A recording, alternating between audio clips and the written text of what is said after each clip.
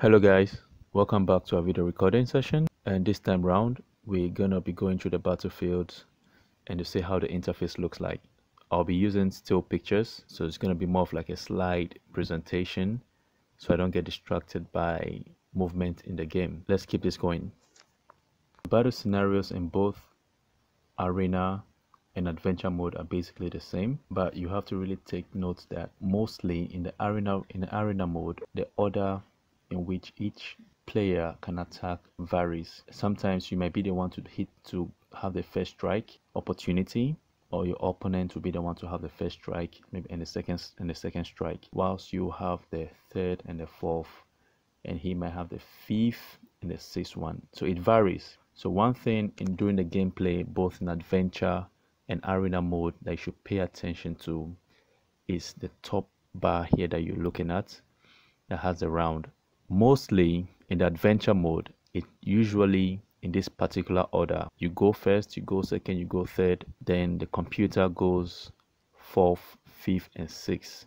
But also in adventure mode, it also sometimes varies. I think in a higher level, in a higher run, I've seen some variation where the player goes first and the computer goes next, then you go second and third. Such variations do happen as well, but it's mostly common in the arena mode. But you should take note of it. You should always take note, because this informs you on what to do, on what move or what card to pull first. So Axie Infinity is like a cross between Solitaire, Pokemon, chess and mathematics. So you got to be calculative, you got to preempt, you got to know when you're going to move, if you're going to have to pull a defensive card or you're going to go all out on attack. So this is the first criteria or the first information you should be looking at that's going to inform you what to do first. So always before you start playing, pay attention to the bar here and know the order that you've been given. It shuffles. You have no control over it. The game shuffles the player depending on different variables that's gone into the game development. So always pay attention first, and always, and most especially when you're in the arena mode, pay attention to who is going first, and also preempt your opponents or the other players move as well. This is going to help you a lot. Still on the interface, so we have in the top right corner here, so usually the right hand side is either in adventure mode is for computer, but in arena mode it's for your opponent. So right now what we're looking at is the first one, the one I've listed as 1, indicates the number of cards that are available on the deck for your opponent in arena mode, or for computer in adventure mode. Then the gear icon here helps you to pause the game if you're in adventure mode, but if you're in arena mode, you cannot pause the game because it's going on live. So it's either you forfeit the game by surrendering, or you keep on fighting in arena mode. So if you want to pause the game or you want to surrender, you use the gear button here, which I've listed 2 over here. In the adventure mode, you most likely will not meet the other classes of Axies, but in arena mode, you're most definitely going to meet other players coming into the stage with different classes like the aqua, the beast, the bird, the plant.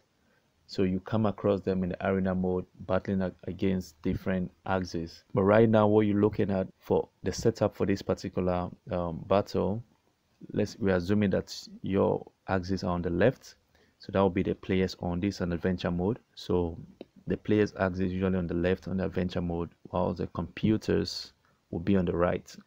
So those are the chimeras. So these are the axes battling against the chimera. So that the chimeras are like the monsters that you're battling against. All right. So first one on the extreme left that has 541 life is a bird. So that's a symbol for a bird. And the one that has 365 life here is a beast. Then the axe with 258 is an aqua. So depending on the class that they belong to, they exhibit various characteristics and have different moves they can pull off their sleeves. So do take note of these. Usually in our scholarship scheme, the manager selects the best battle axis for you. So you just have to grow in and know their strength and their weaknesses, and to know how to work them out. On the other side, we have the chimeras, and that's their bar as well. So 308, 359, and 308 again. So they vary. So you get to know, if you're in a battle situation and you want to know their strengths and their weaknesses, you just have to click on them. You click on them and there'll be a pop-up that brings out their various battle characteristics for each one of them. I believe it's going to be covered in this video. So this is their life that they have right now, their HP. So you get to know, this informs you on the card, the hit point, the striking point you want to use to strike them out. So yeah, when you pull the cards from the bottom there, they stack themselves up here. So according to the gameplay, depending on the amount of cards of the hit point that you need, they're going to stack themselves up here. What I usually do, I prefer calculating them over here. So that's why I told you that Axie Infinity is a mix between solitaire, chess, Pokemon, and a bit of mathematics. So I prefer stacking the numbers up here to know the amount of hit I'm expecting in that particular round. This helps me calculate my numbers much easier, as opposed when they are down there. I'm being tempted to say that this is the most important information you have to know in the entire of the game, because over here it gives you each cards give you all the details you have to know, and gives you a much more informed decision to take. So for instance, you know, this self-rely card, the 0, as I've explained, tells you, reduces the number of cards you can pull. The 0 here is the attacking force. It means that when your Axie strikes, this is the amount of points it's going to hit. So for this particular card, it's going to deduct from the opponent 0 points. Then the shield, this green shield, stands for the extra defense you're going to get. So apart from the bar that is on your Axie's head right now, this defense gives you extra protection over your opponent's attacks. So you could also calculate and anticipate how much heat you're going to be taking. So you use that to fortify yourself.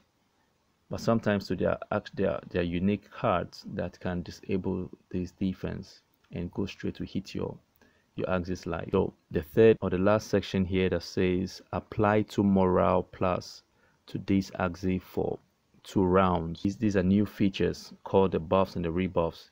But for this particular one, it's a buff that we have here. But depending on the cards, you should read the detail over there, and with time you're going to get used to them and know which one does what. So over here, this one boosts your morale, or it's a buff, it's a positive sign, it helps you, it gives you more morale. But you should learn the cards, you should learn the extra features that they have. It's very important.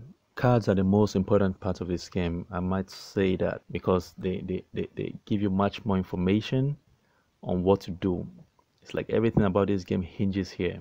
So Insectivore, so this card is an Insectivore. The 1 means that you pull this card, you can see the 6/10 over here at the bottom there. It's going to be reduced, because if you use this card, if you decide to use the card, the 1 will reduce the overall number of cards you can pull in the 10 deck that's available to you. 264 here is the striking force this card is going to cost to your opponent. So you can use this to calculate how many points you want to deduct from the opponent, and be careful as well not to waste. If 1 card can get a job done, there's no need pulling 2 cards for that particular Axie. Just do your calculations very well and know the amount of cards you need to pull, anticipating if there are more stages ahead of you. Sometimes when you pull too many cards, if you pull maybe, let's say, 2 cards for what 1 card can do, the extra card you pulled will go to waste. So if there are more stages ahead of you, these can affect you in the long run. Or if you're in the arena mode, it can drastically affect the effect of your cards. So you want to know if this card I'm pulling is going to be used or not. Sometimes you cannot be really too sure, but I believe with time, as you progress in the game, you get better at it. You get better at pulling the cards and making the right decision or calculation. So the Axie Infinity Metaverse has so many cards, so it's up to you to, based on the team formation you'll be given, You should take your time and study the cards each time, each battle you go into. Learn the extra features about the cards, how many points they can make and how many defense they can set up to help you, how many strike, how many cards you want to play at a particular given point in time.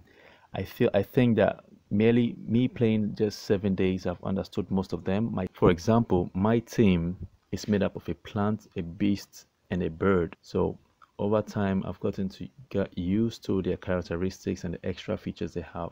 Like the bird, for instance, has a card that even when it's attacking, it's losing its own life.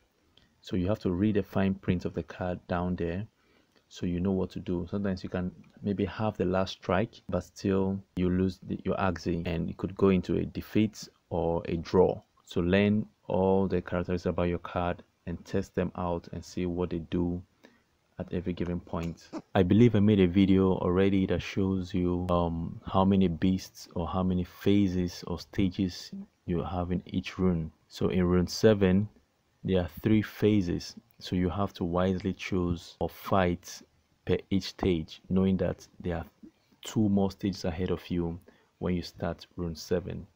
So next up is, for this short clip, rune 3.